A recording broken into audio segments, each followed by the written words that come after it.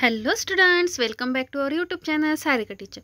Today we are going to learn new lesson unit number 2.2 to fable means दंतकथा. तर विद्यार्थी मित्रांनो, आज आपण इयत्ता 7वीचा लेसन क्रमांक 2.2 टू फेबल हा लेसन बघणार आहोत. आज आपण या टू फेबलमध्ये 2 दंतकथांचा अभ्यास करणार आहोत. तत्पूर्वी आपण या पाठाची प्रस्तावना बघणार आहोत. मग पाठाची सुरुवात करूया. Two fables. A fable is a very short story, usually with animal character or even inanimate things that speak. Fable म्हणजेच काय तर लघुकथा, व्हेरी शॉर्ट स्टोरी, की ज्यामध्ये प्राणी पात्रांचा उपयोग केलेला असतो आणि त्याचबरोबर काही वेळेला निर्जीव वस्तूसुद्धा बोलत आहे असं दाखवलेलं असतं. A fable usually ends with a message or a moral. आणि बऱ्याच वेळेला दंतकथेचा जो शेवट असतो तो शेवट एखाद्या संदेशाने किंवा एखाद्या बोधाने होत असतो. It tells you about the ways of the world and how one should behave in society. दंतकथेमधून आपल्याला जगाची वागण्याची पद्धत सांगितलेली असते, जगाची रीत सांगितलेली असते, त्याचबरोबर आपण समाजामध्ये कसे वागावे हे सुद्धा सांगितलेलं असतं. These two fables come from Aesop, the famous Greek story teller. आणि आपण ज्या 2 दंतकथांचा फेबल्सचा अभ्यास करणार आहोत त्या ॲसोप यांनी लिहिलेल्या असून ते एक प्रसिद्ध ग्रीक स्टोरी टेलर आहेत. ही stories were told and retold in many countries according to their own local conditions.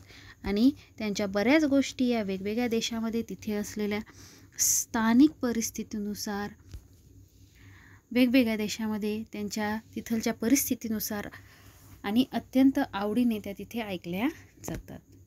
चला तर मग आज आपण जी पहिली कथा बघणार आहोत तिचे नाव आहे the two friends and the bear. म्हणजेच 2 मित्र आणि बियर म्हणजे काय तर अस्वल. Two friends were travelling together through a wood when suddenly they came across a bear. विद्यार्थ्यांनो, 2 मित्र जंगलामधून ट्रॅव्हलिंग करत असतात, प्रवास करत असतात आणि प्रवास करत असताना अचानकपणे काय होतं तर त्यांच्यासमोर एक अस्वल येतं. द बियर सॉ the travellers and rush out upon them. आणि ते अस्वल त्या दोन्ही मित्रांना पाहतं आणि त्यांच्याकडे धावत येतं. One of the traveller was good at climbing trees. आणि त्या 2 प्रवाशांपैकी एक प्रवासी जो असतो तो झाडावर चढण्यात तरबेज असतो. गुड क्लाइम्बिंग म्हणजे झाडावर तो पटकन चढू शकत होता. तर त्याने काय केलं, तो झाडावर चढला. Without waiting for his friend he caught hold of the branch of a near by tree and hide himself among the leaves. आणि काय केलं त्याने, आपल्या मित्राची वाट न बघता, आपल्या मित्राचा विचार न करता काय करतो तो, he caught hold of the branch of nearby trees. जवळच एक झाड असतं त्याच्या फांदीला पकडतो आणि झाडावर चढतो.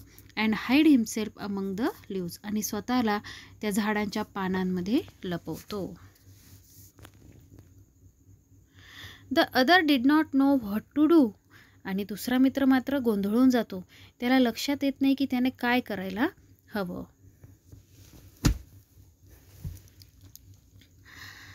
He had heard that bears do not bother with dead animals.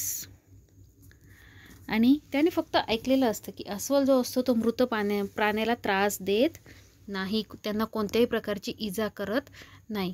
So he through himself flat down upon the ground with his face in the dust. आणि म्हणून तो काय करतो, मातीकडे धुळीकडे चेहरा करून तो जमिनीवर पडून राहतो. The bear coming up to him put its muzzle close to his ear and sniff. आणि तो अस्वल त्याच्याजवळ येतं आणि जवळ आल्यानंतर मझल म्हणजे काय तर प्राण्याचे नाक, ते अस्वल त्याचे नाक त्या प्रवासाच्या कानाजवळ नेतं. स्निफ आणि त्याला हुंकतं. But the man lay very quietly on the ground and did not even breathe. परंतु तो मनुष्य जो जमिनीवर पडलेला असतो तो अतिशय शांतपणे तिथे झोपलेला असतो. And did not even breathe, आणि त्याने श्वासोच्छ्वाससुद्धा या काळामध्ये थांबवलेला असतो. At last, with a growl, it shook its head and slouched off. आणि ॲट लास्ट, शेवटी अस्वल काय करतं, थोडा वेळ हुंकतं आणि मग त्याला खात्री पटते की हा जो मनुष्य आहे तो मृत झालेला आहे. म्हणून तो काय करतो, गुरगुरतो आणि तो त्याचे डोके हलवतो आणि slouch off means walk away with its shoulders bent forward. आणि त्याचा खांदा पुढे पाडून तो अस्वल तिथून निघून जातो. Then the fellow in the tree came down to his comrade and laughing. आणि झाडावर बसलेला जो मित्र असतो त्याचा, तो खालच्या मित्राजवळ, खाली जो मित्र असतो त्याच्याजवळ खाली उतरून येतो. अँड लाफिंग, आणि हसत तो विचारतो, said, what was it that master Bruin whisper to you. आणि तो त्याला विचारतो, अस्वलाने तुझ्या कानात काय सांगितलंय. He told me, said the other. आणि तो खाली झोपलेला मित्र म्हणतो, never trust a friends who deserts you at a pinch. आणि तो त्याला सांगतो की मला अस्वलाने सांगितलं की अशा मित्रांवर विश्वास ठेवू नका जो तुला संकटसमयी एकटा सोडून जाईल. तर अशा प्रकारे विद्यार्थ्यांना आज आपण two friends and the bear ही कथा बघितली आहे. आणि यामधून अतिशय सुंदर असा संदेश दिला आहे की संकट समय जो मदत करतो तोच आपला खरा मित्र असतो, आणि जो संकट समय आपल्याला सोडून जातो त्याला खरा मित्र म्हणता येणार नाही. Okay, I hope you understand it. तेव्हा पुन्हा भेटूयात आपण आपल्या नेक्स्ट व्हिडिओमध्ये. तोपर्यंत बाय.